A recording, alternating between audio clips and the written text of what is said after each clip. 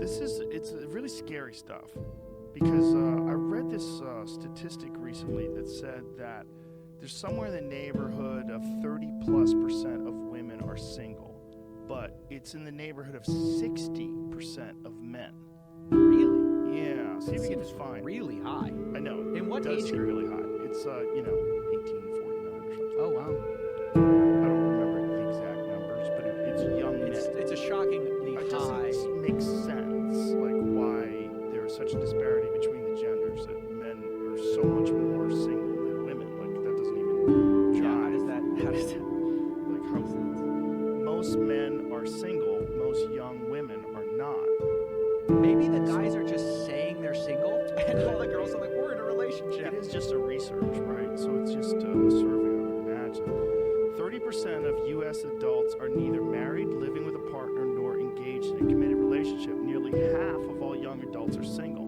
34% of women and a whopping 63% of men. Like, wow. How does that work? How does it work if there's roughly 50% women, 50% men? How could 34% of women be single and 63% of men be single? It says, not surprisingly, the decline of relationships matches the stride with the decline in sex. The share of sexually active Americans stands at a 30-year low. Around 30% of young men reported in 2019 that they had no sex in the past year, compared to about 20% of young women. Only half of single men are actively seeking relationships or even casual dates, according to Pew. That figure is declining. What if, like, the women thought they were in a relationship and the guys were like, Right.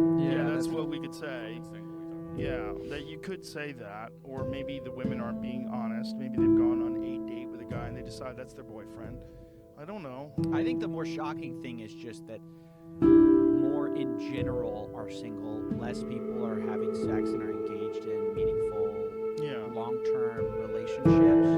I think that's, there's just an increasingly, I feel like we're becoming more atomized, like you just kind of can get lost in your world, and you get these pseudo-communities popping up. Like if I'm a Bored Ape Yacht Club member, I could call, I might say, those guys are my brothers.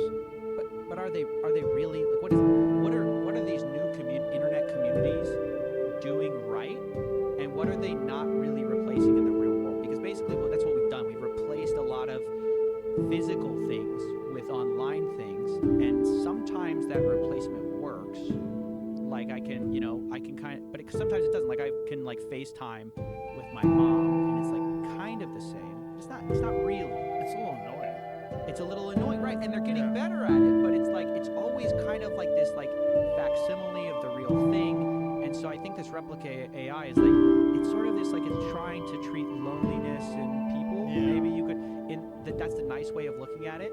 But it's pretty dystopian, man. It is dystopian, and one of the things that I think accelerated it was the lockdowns, right? So for especially people that had a lot of anxiety, there was people that went a year plus without being in contact with other people other than their immediate family members. And so then they seek more time online. They're online more. And at the same time, this AI-generated 3D image of a person is communicating with you. Just that, and then the rise of like parasocial relationships. People watch. Home. Yeah. People watch so much of online people, they think they know you, and they don't.